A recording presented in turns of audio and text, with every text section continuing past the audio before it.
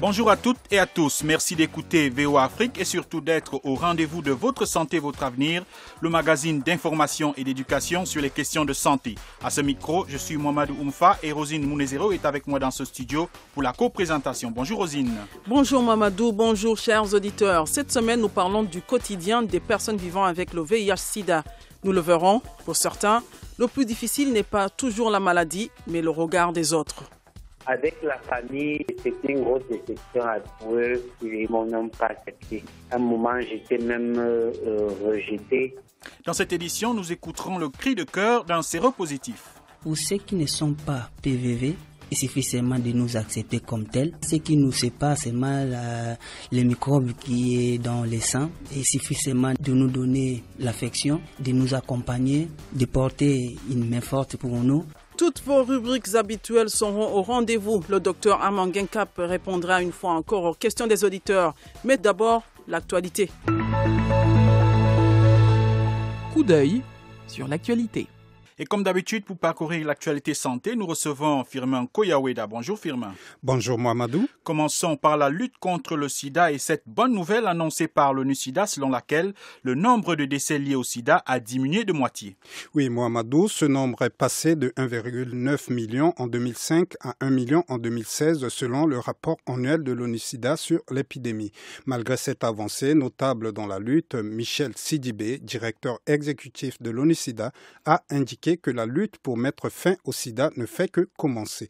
Surtout qu'il n'existe pas encore de vaccin contre le VIH ou de médicaments guérissants du sida. Alors Firmin, comment l'ONU-SIDA explique-t-elle cette baisse des décès liés au sida? Cette baisse est liée en grande partie à une meilleure diffusion des traitements par antirétroviraux selon le rapport. Plus de la moitié des malades dans le monde sont désormais sous traitement. La région du monde qui accomplit le plus de progrès est l'Afrique australe et de l'Est qui rassemble plus de la moitié des personnes séropositives et où beaucoup d'efforts ont été déployés. L'ONU-SIDA souhaite cependant que les bailleurs de fonds se mobilisent pour trouver 7 milliards de dollars supplémentaires d'ici 2020. Autre annonce Firmin, un enfant sur 10 dans le monde n'a reçu aucun vaccin en 2016, courant ainsi le risque d'attraper certaines maladies, pourtant évitables. En effet, Mohamedou, c'est ce qui ressort d'une étude menée conjointement par l'OMS et le Fonds des Nations Unies pour l'enfance UNICEF.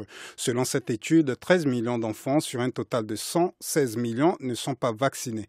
En outre, plus de 6 millions d'enfants n'ont reçu qu'une seule dose de vaccin sur les 3 nécessaires pour être protégés. La plupart des enfants qui ne sont pas immunisés sont les mêmes qui échappent au système de santé, a relevé le docteur Jean-Marie Okwebele, directeur de l'immunisation et des vaccins à l'OMS. Si nous voulons augmenter le taux de couverture globale d'immunisation, les services de santé doivent atteindre ceux qui ne le sont pas, a-t-il ajouté. Mais au fait, Firmin, de quelle maladie parle ce rapport? Selon l'étude, la vaccination permet aujourd'hui d'éviter entre 2 et 3 millions de morts chaque année et des maladies comme la diphtérie, le tétanos, la coqueluche et la rougeole. 6 pays africains ont encore un taux de vaccination inférieur à 50%. Il s'agit de la République centrafricaine, du Tchad, de la Guinée équatoriale, du Nigeria, de la Somalie et du Soudan du Sud. Vous suivez Votre Santé, Votre Avenir sur VOA Afrique. Et terminons par la lutte contre le tabac. Les politiques mises en œuvre depuis 10 ans ont permis de sauver des vies.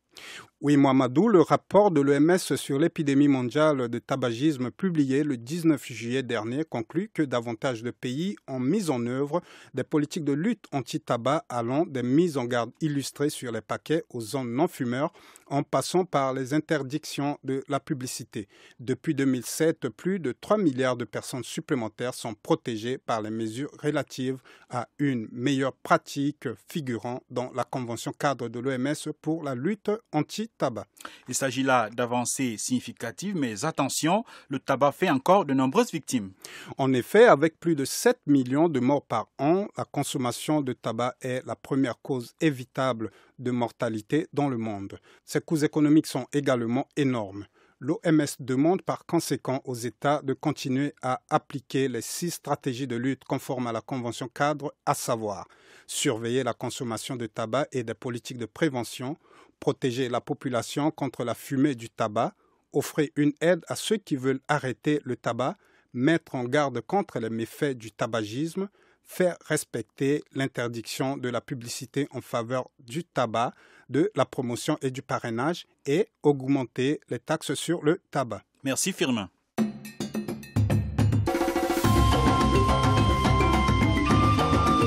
Votre santé, votre avenir, l'invité de la semaine.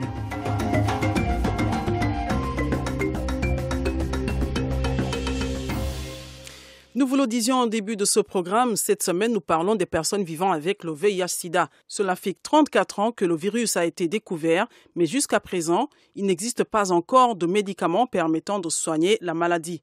Pour le moment, les antirétroviraux, ou ARV en sigle, permettent de réduire le taux du VIH dans l'organisme, mais à la condition d'être dépisté tôt et de prendre régulièrement ces ARV. Malgré des décennies d'information et de sensibilisation sur la maladie, c'est toujours un choc de découvrir sa séropositivité. Pire encore, quand l'on est homosexuel en Afrique, comme c'est le cas d'Achille, un jeune Camerounais qui a accepté de nous raconter son histoire. Il commence par nous dire comment il a appris qu'il était séropositif et quelle a été sa réaction. Ça fait 5 ans que je suis porteur du virus. On m'a annoncé ça lors d'une maladie. J'étais vraiment malade. Je suis parti à l'hôpital. On a fait les examens. Sans toutefois me consulter. Parce que après, lorsque j'ai guéri de la maladie que j'avais, je suis revenu vers le médecin, poser la question de qui il s'agissait. Il m'a dit, voilà, vous êtes porteur du VIH. Je ne peux pas vous mentir, ce jour-là, j'ai beaucoup pleuré. Je voyais tous mes rêves s'écouler. Il est vrai que je connaissais déjà la thématique VIH, mais ce n'était pas facile pour moi d'endosser les coups. Et je me suis enfermé en moi-même, je suis resté dans mon coin et j'ai pris sur moi d'oublier cette situation et de passer à autre chose. Oublier même qu'on m'a donné ce genre de résultats. Alors, si je ne le faisais pas 5 ans, je pouvais mourir, je pouvais me donner la mort. Ce n'était pas facile. Alors, est-ce que vous avez parlé de votre statut autour de vous? À partir de quel moment vous avez décidé de briser le silence? Il m'a fallu 1 an déjà pour accepter ma condition, pour apprêter comment je vais faire avec ma famille. Et avec cette chance que j'étais dans le communautaire, déjà je connaissais la thématique, comme je vous ai dit. J'avais les amis qui étaient aussi dans ces choses-là, qui connaissaient aussi. C'était plus facile de les annoncer et on a discuté longuement, ils m'ont donné les conseils. Mais jusqu'à là, je n'ai pas toujours accepté de partager mon statut avec quelqu'un d'autre que ces amis-là. Et je n'ai même pas accepté de prendre un traitement parce que je n'acceptais pas toujours, même après tous ces conseils. Je n'acceptais pas. Mais j'ai discuté avec les amis, ils ont accepté, ils me soutiennent. Avec la famille, il m'a fallu 1 an, donc 2 ans après mon statut. Je les ai réunis, j'ai d'abord parlé à ma mère et j'ai continué avec mon père. Et bon, c'était une grosse déception pour eux de connaître que je suis un MSN, je suis séropositif là. C'était très difficile et ils m'ont même pas accepté. À un moment, j'étais même rejeté par les autres, sauf ma mère. Mon père, mes frères, mes soeurs, ils ont dit non, ils ne voulaient plus de moi. Donc, sauf ma mère était encore avec moi. Vous êtes parti du domicile familial? Oui, pas seulement parce que j'étais P+, mais c'était aussi mon orientation sexuelle qui n'acceptait pas. Il n'acceptait pas aussi le fait que, entre autres, j'ai le virus, là, il n'acceptait vraiment pas. Donc pour eux, c'était un peu de gros. Donc vous avez été victime de stigmatisation, de discrimination dans votre propre famille. Et au-delà, est-ce que vous avez connu d'autres expériences de discrimination dans la société? Est-ce que vous avez d'autres témoignages, des situations qui vous... Oui. Voilà, est-ce que vous pouvez nous raconter ça? Il y a 1 an ou bien 1 an et demi, j'ai postulé pour un travail. J'ai postulé, mon dossier est passé, j'ai fait l'entretien et ils m'ont même retenu, ils m'ont donné rendez-vous pour commencer le service. Je devais commencer le service un lundi. Entre-temps, j'avais pris le rendez-vous à l'hôpital pour aller chercher mes médicaments. Je suis arrivé à l'hôpital, lorsque j'attendais mes médicaments, j'ai mon chef, celui qui m'avait auditionné, qui est passé apparemment, il devait rendre visite à quelqu'un à l'hôpital. Il m'a vu à l'hôpital des jours assis. Lorsque je suis revenu le lundi, commencer le boulot, bon, il n'était pas là, mais lorsqu'il est revenu en soirée, il a envoyé la nouvelle qu'on me dise que je n'étais pas retenu, qu'ils ont changé ils ont pris autre personne. Donc j'ai su bien après que c'était à cause de ça qu'il ne m'a pas donné ce boulot. Alors, vous avez dit qu'au départ, vous ne preniez pas les médicaments, mais vous le faites déjà. Comment se passe votre traitement? Vous recevez quel type de médicaments? Vous prenez ça combien de fois par jour? Comment ça se passe le traitement? Le traitement, je prends un comprimé déjà par jour. Ça se passe bien parce que déjà c'était ma condition, mais le plus difficile, c'est aller chercher les médicaments. Parce que lorsque tu travailles, aller chercher les médicaments devient un peu très difficile parce qu'il faut passer presque toute une journée pour être reçu. Et puis vous arrivez, vous êtes même 100 personnes dans la file d'attente. Si tu n'es pas arrivé très tôt, soit il faut sortir 4 ou 5 heures du matin pour aller. Tu dois soit même plus, même à 3 heures du matin pour aller dormir à la porte et attendre être le premier pour être reçu. Donc, ça devient très difficile. Et puis, ça se répète, par exemple, tu peux perdre ton emploi parce que on a remarqué dans nos hôpitaux du jour, les personnes ne sont pas toujours très accueillantes. Et on te lance les petits mots, recule, passe avec ton VIH là, c'est pas moi qui t'ai donné le médicament, si tu ne veux pas attendre, rentre chez toi. Ces petits mots, et ça devient très difficile lorsque le médicament finit. Et pour quelqu'un qui pense repartir à l'hôpital récupérer le médicament et passer les très mauvais moments, ça ne nous donne pas l'envie de continuer. On n'a pas le choix, on veut vivre, on est obligé d'accepter ces conditions. Mais lorsque le médicament est déjà là, je prends le médicament tout simplement. Donc, vous prenez une pilule chaque jour et pendant combien de temps avant que la boîte que vous recevez de à l'hôpital s'épuise? Généralement, la boîte, c'est pour 1 mois. La boîte, c'est pour 1 mois, bien calculé, 30 jours. Donc, s'il y a les mois, ça devient difficile, mais c'est pour 30 jours. Est-ce que vous avez des interdits que vous devez observer, par exemple? Est-ce qu'il y a des choses à l'hôpital qu'on vous a dit de ne pas manger, de ne plus boire? Et puis, les médicaments que vous recevez, est-ce que vous avez déjà eu une fois des effets secondaires? Oui, les débuts, et lorsque tu sautes les médicaments, lorsque tu sautes 1 ou 2 jours, il arrive en recommençant les vertiges, les vomissements. Comme interdit, on nous a interdit de ne pas prendre la boisson, d'éviter la cigarette, de ne pas prendre l'alcool en général, de ne même pas fumer, de manger un peu plus tôt, donc 2 heures avant la prise des médicaments. Alors ça, ce sont les interdits qu'ils nous ont dit. Mais dans la nutrition, il n'y a pas trop d'interdits. Mais ils nous encouragent beaucoup plus à faire beaucoup de sport, parce que les molécules de certaines personnes autour de moi que j'ai observé, ça les a donné énormément du poids. Alors, quel est l'état d'esprit du séropositif que vous êtes? Qu'est-ce qui est plus difficile pour vous? Est-ce que c'est la peur de décéder de la maladie? Est-ce que c'est le regard des autres? Est-ce que c'est par rapport au mariage ou bien aux enfants que vous voulez faire et qui pourraient avoir le VIH? Qu'est-ce qui, selon vous, est le plus difficile dans votre état?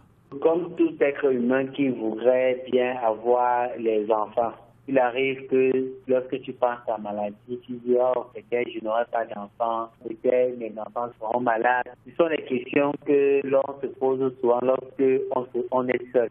On pense à ces choses-là. Et surtout, l'avenir, tu te dis, chacun, à un moment donné, tu te dis que voilà, avec tous les projets de vie que je me suis conçu, les choses que j'avais prévu réaliser, ça ne peut plus marcher à cause de cette maladie. Ce sont ces choses-là qui passent le temps à hanter l'esprit. Comment je vais faire mes enfants?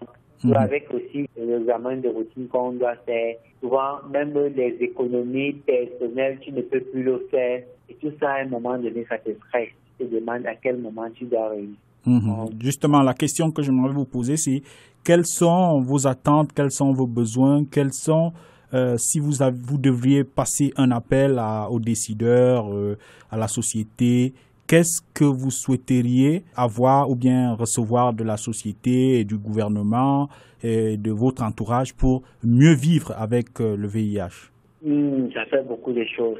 Déjà, en premier, c'est de rendre les examens, CD4, charge virale, tout ça, c'est déjà gratuit. Et faire en sorte que au niveau de l'hôpital déjà, de simplifier le temps d'attente des ARV. Et dès que tu arrives, tu reçois ton médicament comme à une pharmacie et tu rentres. Ça va aider si on met les examens gratuitement pour les personnes parce que les autres avec qui je suis chaque jour, il y a les personnes qui n'arrivent même pas à faire une charge virale qui coûte dans les 10 000. Ils n'arrivent pas à avoir ces 10 000-là. Donc si on peut mettre toutes ces choses-là gratuites, ça va être bien. Et pour moi-même, le plus difficile pour moi, c'est l'emploi. Avoir une AGR, une activité qui veut facilement me donner les revenus. Parce qu'avec le fait que depuis que j'ai déposé mes dossiers, on m'a renvoyé, on n'a pas pu me prendre à cause de mon statut. Ça fait en sorte que j'ai eu un peu de blocage de postuler ailleurs. J'ai toujours peur qu'à un moment donné, on va me renvoyer. Beaucoup sont renfermés à eux-mêmes. Ils n'arrivent pas à avoir une activité qui peut produire de l'argent et on ne passe pas le temps à compter ni quelqu'un doit nous aider, Le VIH est devenu une maladie des mendiants. Si on avait une activité qui pouvait nous produire un peu d'argent, les âges, surtout les âges, ça devait beaucoup nous aider, beaucoup. L'activité génératrice de revenus. Oui. Alors, on va terminer par là. Il y a certainement dans le monde ceux qui nous écoutent, qui ont découvert leur statut et qui vont peut-être le découvrir. Est-ce que vous avez un message pour ceux-là qui apprennent qu'ils sont séropositifs? Quel est le message que vous pouvez leur transmettre, vous qui êtes passé par cette étape-là? Vraiment, lorsque quelqu'un découvre son statut positif, le plus important, c'est d'abord de l'accepter lui-même.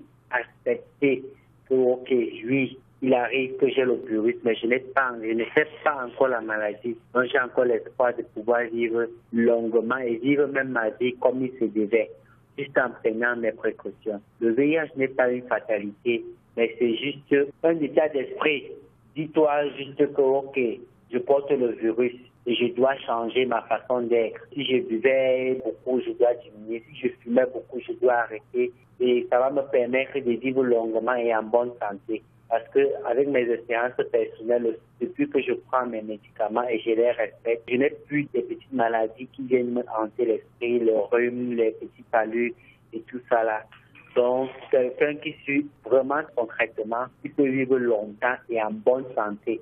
Donc, le VIH n'est pas une fatalité, c'est juste quelque chose qui est arrivé et ça vient nous réveiller de mieux vivre, de vivre en prenant beaucoup de précautions et des principes pour sa propre vie. Nous remercions Achille qui nous répondait depuis Douala au Cameroun. Nous remercions également la CREDO, l'association chrétienne inclusive des personnes vivant avec le VIH au Cameroun, grâce à laquelle nous avons obtenu ce témoignage. Quelqu'un l'a vécu, voici son témoignage. Rendons-nous maintenant en RDC pour écouter un autre son de cloche. Toussaint, c'est son prénom, a été victime de maladies chroniques pendant 8 ans, jusqu'à ce qu'en 2005, il découvre que son système immunitaire était défaillant du fait du VIH-Sida. Entre soucis de santé, sentiments de désespoir et discrimination, Toussaint a eu besoin de la solidarité d'autres personnes vivant avec le VIH pour se relever. Écoutons le témoignage qu'il a livré à Béro Matanda, notre correspondante à Kinshasa. Bonjour messieurs. Bonjour. Présentez-vous. Oui, je suis Toussaint, je suis un membre de ICOPLUS. ICOPLUS, c'est l'Union congolaise des organisations des personnes vivant avec le VIH. En même temps, je suis coordonnateur d'une association de jeunes, Jeunesse Espoir, les jeunes qui vivent avec le VIH-Sida. Monsieur Toussaint, quand et comment avez-vous appris que vous êtes séropositif? Et c'était en 2005 que j'ai connu ma sérologie séropositive. Comment avez-vous réagi et quelle a été la réaction de votre entourage? Oui, personnellement, il n'y avait pas vraiment grand problème parce que la personne qui m'avait annoncé les résultats m'avait déjà préparé par le counseling. J'avais accepté quand même la sérologie et mes proches ou ma famille, j'avais seulement partagé avec ma mère et ma grande sœur. Qu'est-ce qui vous avait poussé à faire un dépistage du VIH? Avant que je connaisse d'abord ma sérologie, j'avais fait au moins 8 ans de maladie. Et pendant que je tombais malade, personne ne savait pourquoi je tombe malade. Mais arrivant en 2005, là vraiment j'étais devenu mourant. L'hôpital a décidé de me faire un examen général. C'est là où on a connu maintenant que c'était le VIH qui me dérangeait, ou le sida. Est-ce que vous connaissez au moins par quel moyen vous avez été contaminé du VIH? Si j'ai une bonne mémoire, c'était à l'âge de 13 ans. Je ne pouvais pas me référer qu'est-ce qui m'a infecté. En tout cas, je ne suis pas vraiment informé sur ça. Même en famille, personne ne le sait? En tout cas, je ne sais pas, mais ce qui me vient parfois dans ma tête, et j'avais un cousin, un grand frère, qui tombait chaque fois malade, et il y avait un moment là qu'il avait fait des zonas, et c'est moi qui lui appliquais les pommades qu'on lui avait prescrit. Et pendant l'âge que j'avais, je ne savais pas, est-ce que si vous appliquez, c'est ça, il faut laver les mains. Après une année, j'ai commencé maintenant à tomber malade. Ça fait au moins 8 ans. Et même la famille ne savait pas pourquoi je tombe malade. Quand j'étais encore enfant, je ne tombais pas malade. Mais après ça, j'ai commencé à tomber malade tout le temps. Et si je fais 1 mois sans tomber malade, je glorifiais Dieu. Quels sont les moments les plus durs que vous avez vécus en étant porteur du VIH? Oui, les moments les plus durs, c'est parce que j'étais encore trop petit et j'avais déjà perdu l'espoir. C'est comme si la vie aurait fini le lendemain. Avez-vous été victime de la stigmatisation et de la discrimination?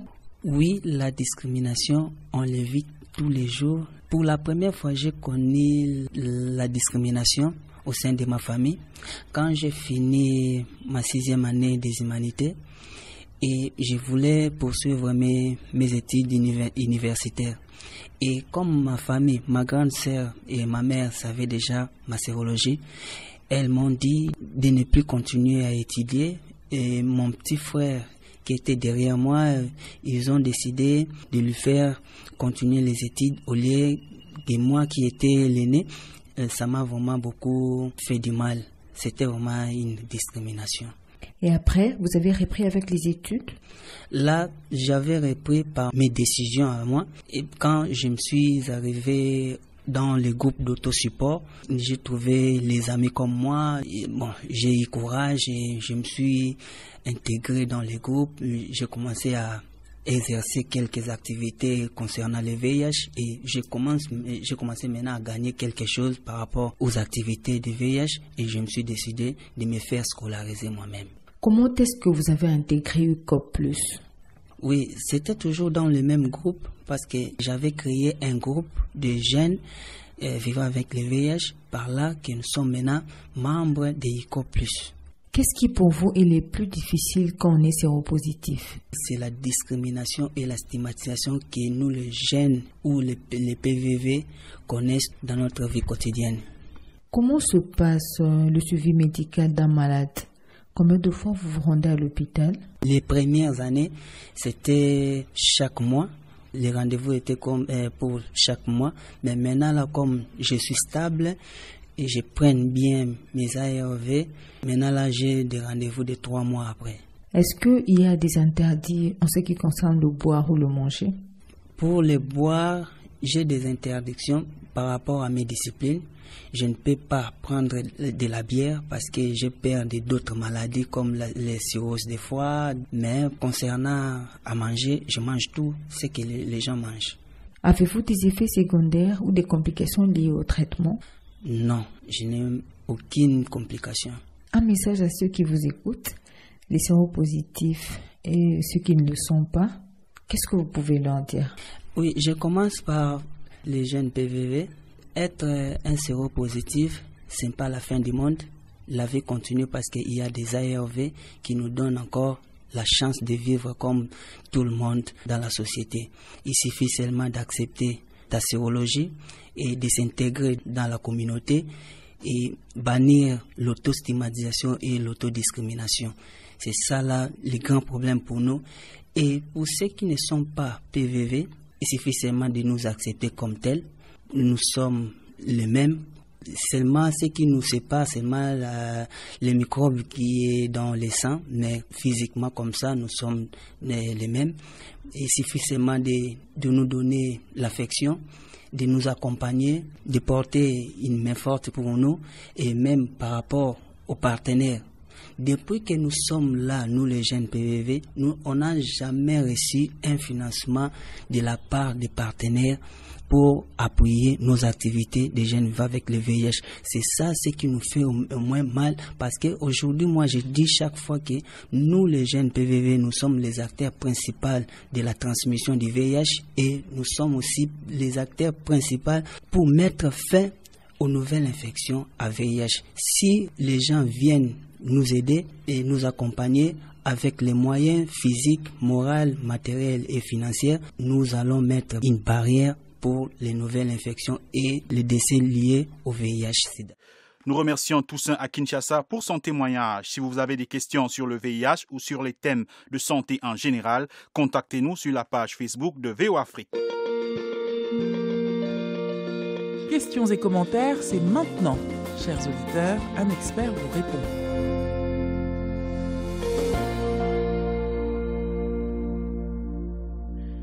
Voici le moment, chers auditeurs, où nous vous donnons la parole pour poser vos problèmes de santé. Cette semaine, notre correspondant dans le Nord Kivu, Erikas Mouissi, a recueilli les questions auprès de nos auditeurs de Bukavu en RDC. Nous avons sélectionné une de ces questions et notre consultant, le docteur Armand Genkap, y a répondu. Le docteur Armand Genkap est médecin urgentiste et praticien au centre hospitalier universitaire de Soissons en France. Bonjour docteur. Bonjour docteur. Je suis Trésor Malou Mumbere, depuis la République démocratique du Congo, dans sa partie est au Nord Kivu, dans la ville de Butembo. Mais docteur, est-il possible de mettre en confiance un enfant orphelin vivant bien sûr avec le VIH-Sida de telle manière qu'il grandisse sans se rendre compte qu'il souffre de cette maladie? Ce que je peux répondre à Trésor, c'est que les enfants orphelins qui vivent avec le sida sont des enfants trop souvent victimes de stigmatisation, de discrimination, qui finissent d'ailleurs par provoquer un rejet dans la société.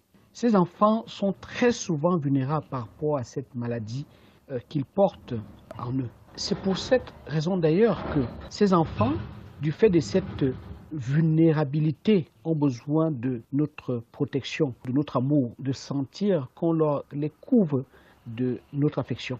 Il est bien possible de les mettre en confiance. Il faut juste dans un premier temps éviter effectivement qu'ils soient rejetés, abandonnés, stigmatisés ou discriminés dans leur environnement par la famille, par leur entourage, ne serait-ce que sociétal, que ce soit à l'école, que ce soit parmi les camarades de jeu. Il faut donc de ce fait vraiment rassurer ces enfants-là par rapport à leur maladie et leur faire comprendre qu'avec les progrès effectivement de la médecine, cette maladie est une maladie comme les autres et que l'on peut vivre sans souci malgré le fait qu'on est porteur de ce virus. Et il faut vraiment assurer à ces enfants une bonne prise en charge médicale et aussi une bonne prise en charge psychosociale.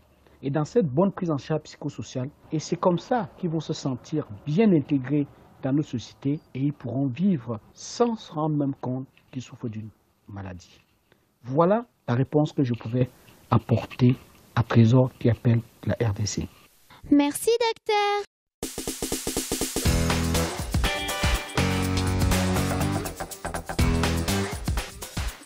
C'est ici que prend fin votre santé, votre avenir. Cette édition était consacrée à la vie des personnes vivant avec le VIH-Sida. Pour en parler, nous avons reçu deux invités. Achille, un homosexuel vivant avec le VIH-Sida au Cameroun. Il nous a raconté les différentes épreuves qu'il a traversées depuis la découverte de sa séropositivité. Depuis Kinshasa en RDC, nous avons écouté Toussaint qui a découvert son statut séropositif en 2005 et qui travaille depuis lors à mobiliser les jeunes séropositifs comme lui. Notre consultant, le docteur Armand Genkap, a répondu aux questions des auditeurs. À tous, nous disons merci. Merci également à Firmin Koyaweda qui était là pour nous présenter les événements qui font l'actualité santé. Merci à nos différents correspondants en RDC. Gabriel Nina à Lubumbashi, Bero Matanda à Kinshasa et Erikas Mouissi à Beni au Nord Kivu qui ont contribué à la réussite de cette édition. Aiden Outko était à la console. Michel Joseph signe la réalisation de cette édition. À la présentation, vous étiez avec Rosine Mounezero et j'étais en compagnie de Mohamedou Oumfa. Restez tous branchés au programme de VOA Afrique et n'oubliez surtout pas de prendre soin de votre santé car votre santé, c'est votre avenir. À très bientôt.